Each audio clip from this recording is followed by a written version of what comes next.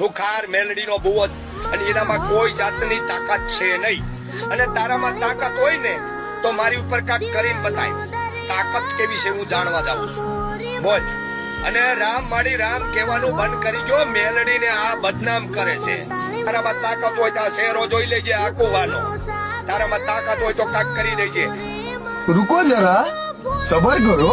મેં ખુખાર મેલડી માના ભુવાજીના વિડિયા ઘણા ઉતાર્યા. મેં એને બદનામ પણ કર્યા.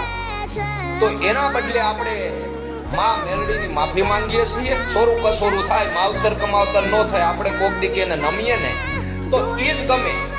એટલે ખુખાર મેલડી માં સત્ય છે. રામ માડી રામ.